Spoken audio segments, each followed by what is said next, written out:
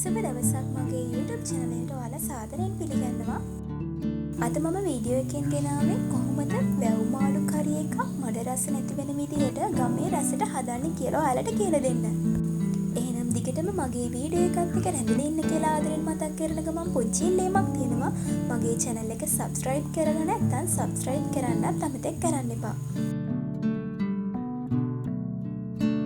අපි යමු අපේ මාළු කරි එක හදන්නේ කොහොමද කියලා දැන් බලන්න.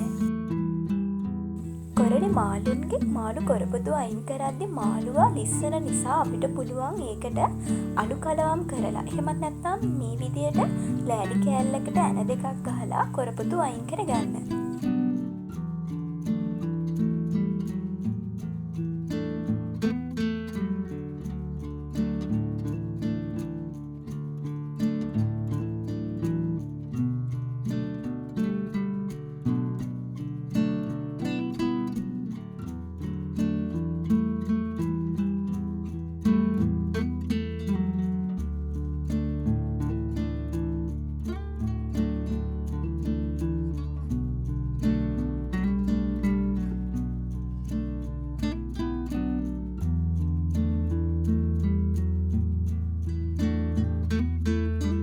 වැව් මාළු හදාදී ගොඩ දෙනෙක් ගැටලුවක් තමයි මාළු කරි එකේ මඩ රසක් කියන එක.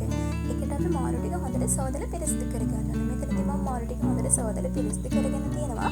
ඒකට ආයේ දෙහි සහ ලුණු එකතු කරලා ආයේ හොඳට කලවම් කරගෙන විනාඩි 5ක් විතර තියනරලා මම ආයේ මාළු ටික හොඳට සෝදලා පිරිසිදු කරගන්නවා.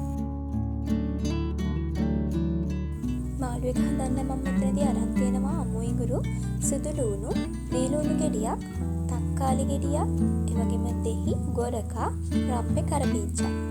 තව අපිට අවශ්‍ය වෙනවා මිරිස් කුඩු තේ හැඳි 3ක්, කහ කුඩු තේ හැඳි කාලක්, කුරුළු, ඔයාලගේ රස අනුව ලුණු, ගම් මිරිස් කුඩු තේ හැඳ, අමු 3-5 කුඩු තේ හැඳි භාගයක්. විශේෂ දෙයක් මම මෙතන තව එකතු කරගන්නවා. ඒ මම ගෙදරදීම හදාගත්ත මගේ කරි පවුඩර් එක. ඔයාලට මගේ සෝයා මීට් කරි එක හදන වීඩියෝ එක බැලුවොත් මේ කරි පවුඩර් එක හදන විදිය හොඳට පැහැදිලි වේවි. මම කෙටියෙන් මතක් කරනම් මේක හදන විදිය අඩු ගින්දරේ හාල් පොල් කුරුඳු එනසාල් කරාබු නැටි රම්පේ කරපිංචා මිරිස් කුඩු 3-5 කුඩු ගම් මිරිස් කුඩු ලුණු බෙදගෙන බ්ලෙන්ඩ් කරගෙන තමයි හදන් තියෙන්නේ. මාළු කරි එකට අවශ්‍ය කරන සියලුම දේවල් අපි සූදානම් කරන් ඉවරයි. අඩු ගින්දරේ අපි මේ කපාගත්ත සියලුම අමුද්‍රව්‍ය ටික ටෙම්පරාදු කරගන්න ඕනේ.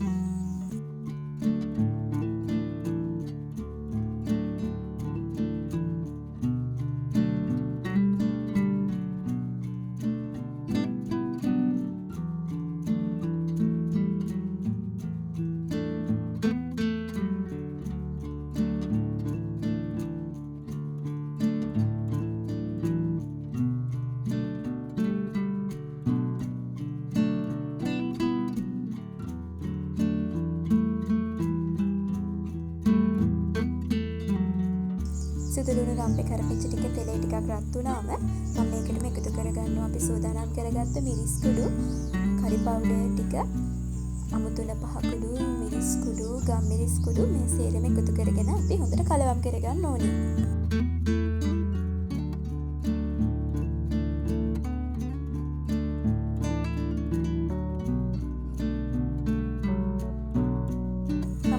වතුර එකතු කරගන්නවා. ඒකටම අපි සෝදලා පිරිසිදු කරගත්ත මාළු ටිකත් එකතු කරගෙන මාළු ටික තැම්බෙනකම් පියන්කින් අඩු ගින්දරේ වහලා තියාගන්න ඕනේ.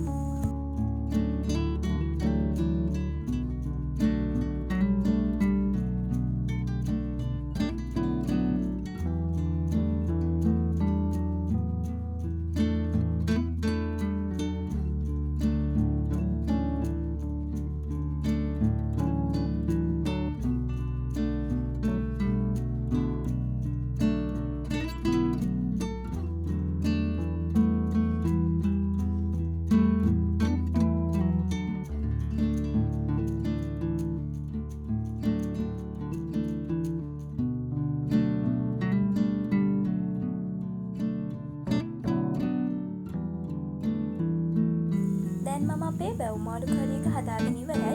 ඔයාලට පුළුවන් මේ වෙලාවේදී දෙහි බෑයක දෙහි යුෂ එකතු කරගන්න. දෙහි යුෂ එකතු කරගන්න එක අනිවාර්යම නෑ. හැබැයි දෙහි එකතු කරගත්තම අපේ වැව් මාළු කරි කොටසක් එකතු කරගන්න පුළුවන්.